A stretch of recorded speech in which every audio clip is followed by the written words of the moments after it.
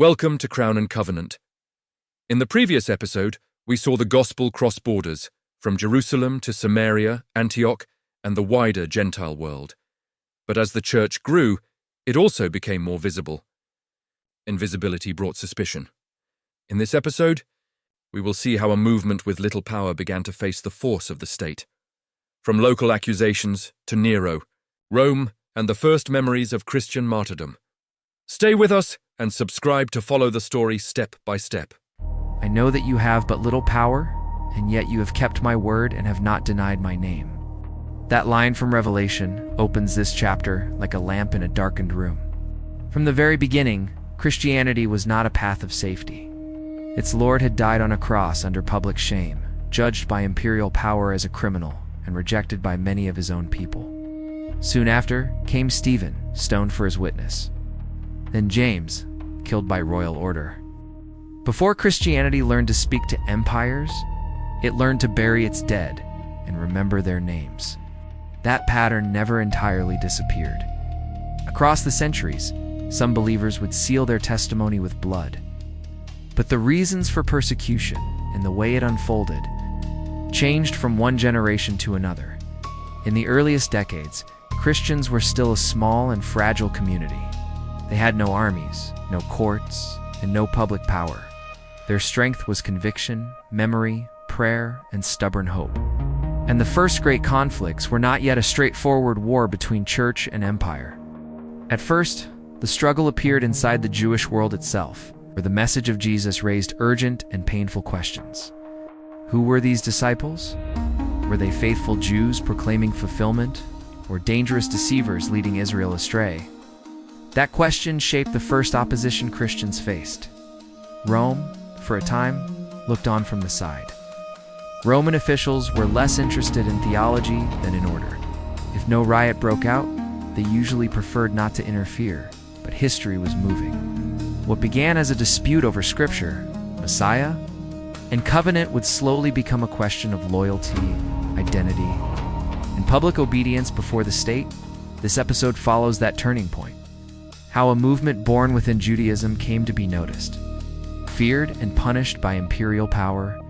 It is a story of misunderstanding, legal ambiguity, rumor, cruelty, and endurance. And above all, it is a story of a people with little visible power, who refused to deny the name they confessed. The conflict with the state did not begin all at once. It grew, step by step, out of the fractures of the first century, before emperors ever named the church as a problem. Believers were already learning that faithfulness could place them at odds with every familiar structure around them.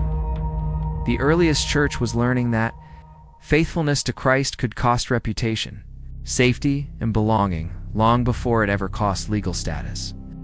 The earliest Christians did not believe they had founded a new religion. They were Jews. They read Israel's scriptures, worshipped Israel's God, and believed that in Jesus, the long-awaited Messiah had finally come. For that reason, their message to other Jews was not stop being Jewish. It was almost the opposite. Now that the Messiah had come, Israel must live with deeper faithfulness and clearer obedience. Their message to Gentiles was also surprising. They were not inviting pagans into a brand new cult. They were inviting them to share by faith in the promises once spoken to Abraham and his descendants. The prophets had already taught that when God's purposes were fulfilled, the nations would come to Zion. So, for early Christians, this mission to the Gentiles did not contradict Judaism. It confirmed its horizon. From their point of view, Christianity was not a rival faith standing beside Judaism. It was the same story reaching its promised climax. But from the point of view of Jews who rejected Jesus, the matter looked very different. Christianity appeared not as fulfillment, but as a dangerous and misleading sect within Judaism itself. That reaction becomes easier to understand when we remember that first-century Judaism was not monolithic. It contained competing groups, interpretations, and practices. Into that already complex world came yet another claim about truth and authority. Many devout Jews also believed that Rome's domination had come because the nation had not been faithful enough to the covenant of its ancestors. In such an atmosphere, any new teaching could feel politically and spiritually dangerous. If a preacher traveled from town to town, persuading good Jews to follow what many saw as a heresy, he was not merely wrong. He could seem like someone provoking God's judgment upon the people once again. That helps explain why. In many New Testament scenes, it is Jews who actively pursue Christians, while Roman officials stand aside until order is threatened. The earliest persecution, then, was not born first from imperial ideology. It was born from family conflict, scriptural dispute, and rival visions of Israel's future. To understand what came later, we must begin here. Christianity first appeared in history, not as a foreign invasion, but as a contested claim from within Israel's own story. In that sense, the earliest Christian message was radical not because it abandoned Israel's story, but because it claimed that Israel's story had reached its decisive hour in Jesus. So the first Christian mission moved forward under tension, continuity with Israel on one side, accusations of betrayal on the other, and beneath every argument stood the same burning question. If Jesus truly was the Messiah, then no part of life could remain untouched. As long as the conflict seemed to concern Jewish law, Jewish names, and Jewish hopes, Roman authorities usually treated it as an internal dispute among Jews. Their first concern was peace, not doctrine. A clear example appears in Corinth, where some Jews brought Paul before the proconsul Gallio, accusing him of persuading people to worship God contrary to the law. Gallio's answer is revealing. If the case concerned real crime, he said, he would hear it. But if it concerned words, names, and your own law, settle it yourselves. Rome refused to become referee in a synagogue quarrel. Similar pattern appears when Paul is nearly killed after being accused of bringing a Gentile into the temple. The Romans do not step in to defend Christian doctrine. They step in because a riot has begun. This is crucial. Romans, Jews, and Christians all understood at first that the issue belonged inside the Jewish world. The empire intervened only when disorders spilled into the end. That policy helps explain a strange event in Rome itself. The expulsion of Jews under Emperor Claudius around the year 51, the book of Acts mentions the expulsion but not its cause. Suetonius later says the Jews were expelled because of unrest connected with someone he calls Chrestus.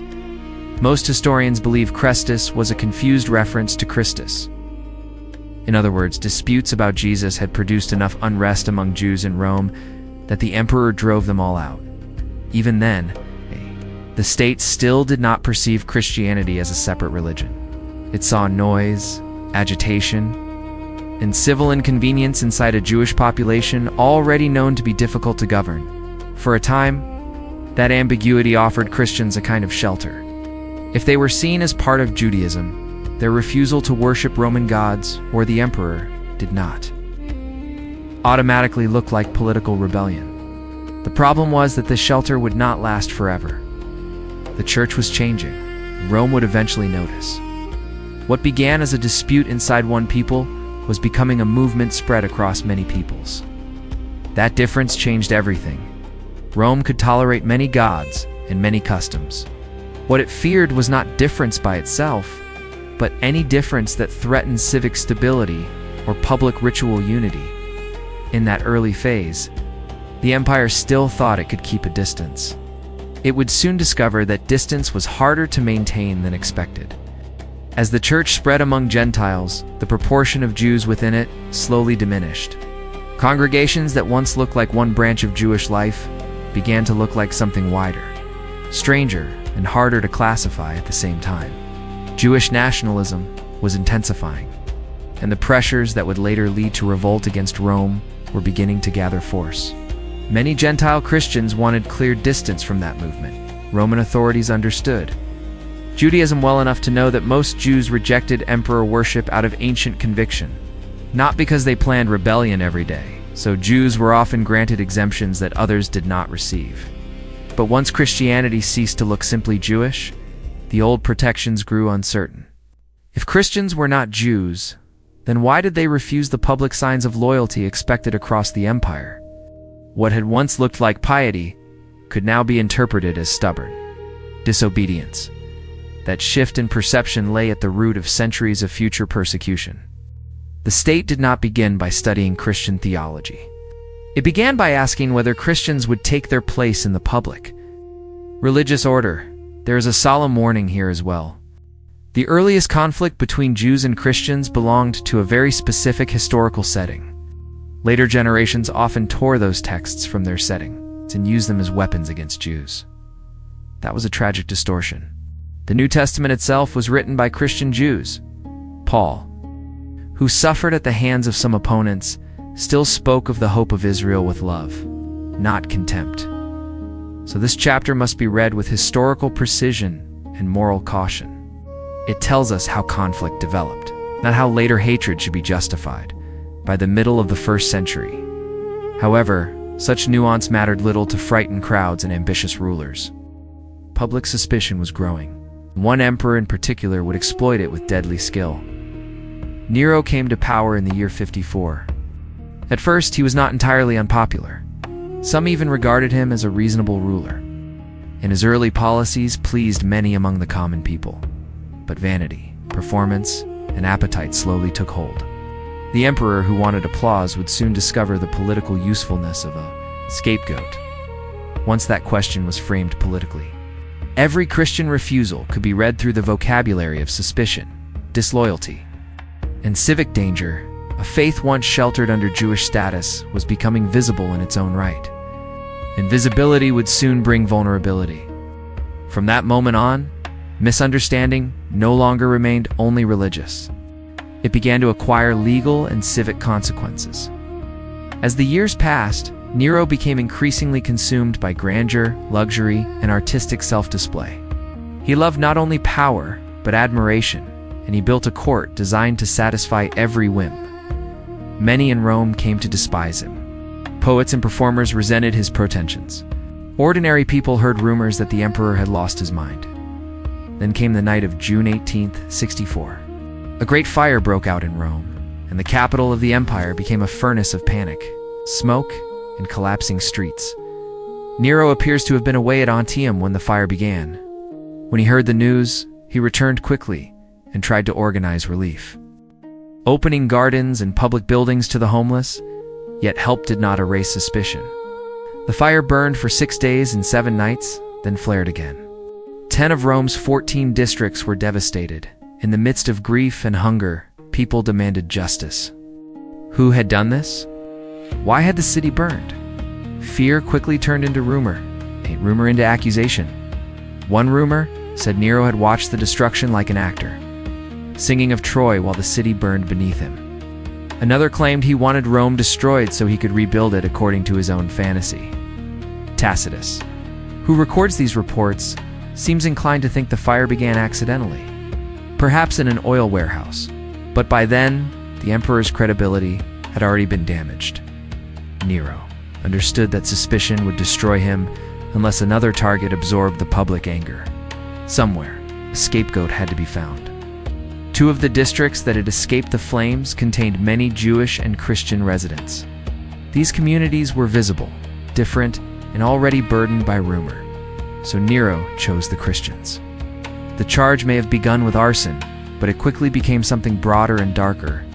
Christians were said to be dangerous, impious, and hateful toward the human race. What followed was one of the first great imperial persecutions in Christian memory and one of the clearest examples of cruelty used for political survival. The stage was set for a persecution, in which rumor, spectacle, and politics would do their work faster than evidence or justice. When rulers lose credibility, they often search not for truth, but for someone weak enough to carry public rage. Tacitus is one of our most important pagan witnesses here. He did not love Christians, and he repeated ugly rumors about their abominations. But he also makes plain that Nero acted from expediency, not justice. He explains that Christ, from whom Christians took their name, had been executed by Pontius Pilate during the reign of Tiberius. The movement momentarily checked, had then spread again from Judea to Rome. Tacitus says that first those who confessed to being Christians were arrested. Then, on the basis of their testimony, Many more were condemned not so much for the fire itself as for hatred of humankind. That accusation sounds strange today. But in the Roman mind, Christians could seem hostile to society because they often abstained from festivals, spectacles, military rites, and social practices bound up with pagan worship. To a Roman patriot who loved the theater, the games, the army, and the old gods woven through them, such refusal could look like contempt for the human community itself.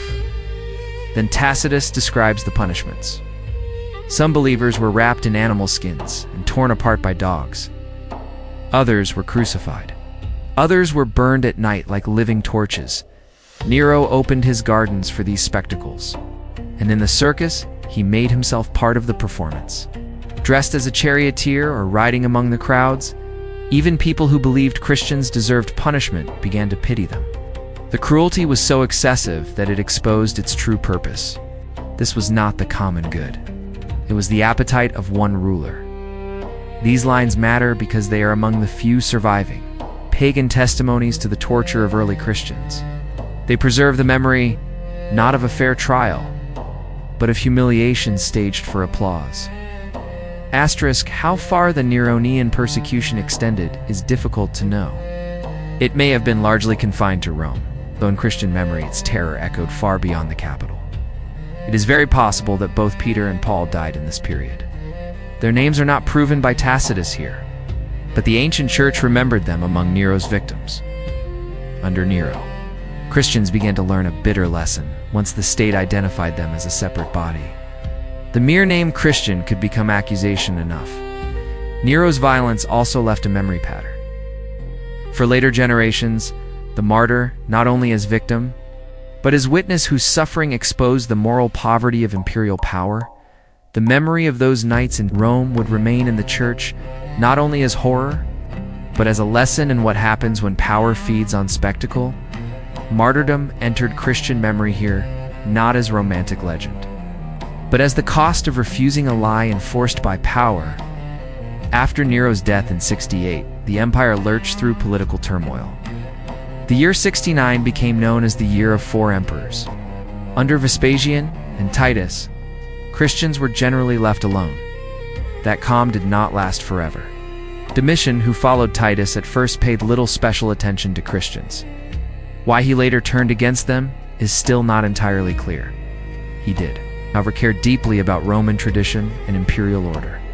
Christians, by rejecting the gods and many public customs of Rome, stood awkwardly in the path of his restorationist instincts.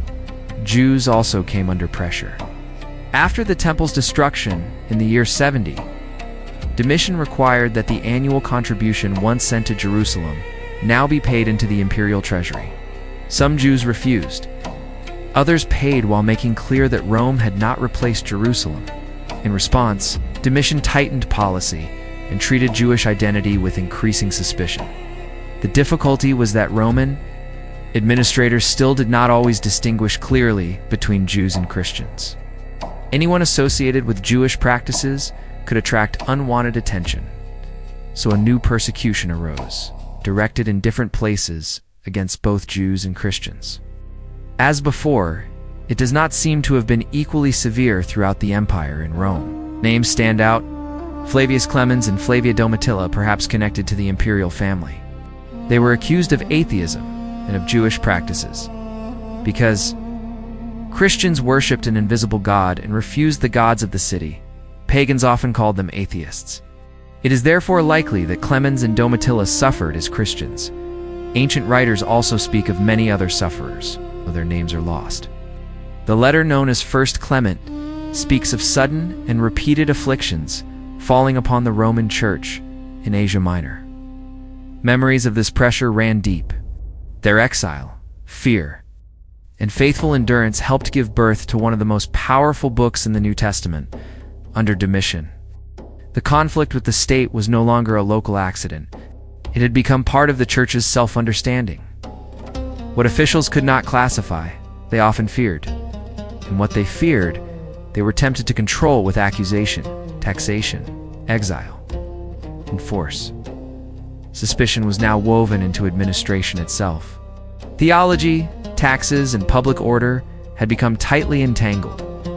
The book of Revelation rises out of that atmosphere. Its author speaks from exile on Patmos, and its visions burn with the memory of pressure, accusation, and the blood of witnesses. Here Rome no longer appears merely as an authority to obey, as in Paul's calmer words to the Romans.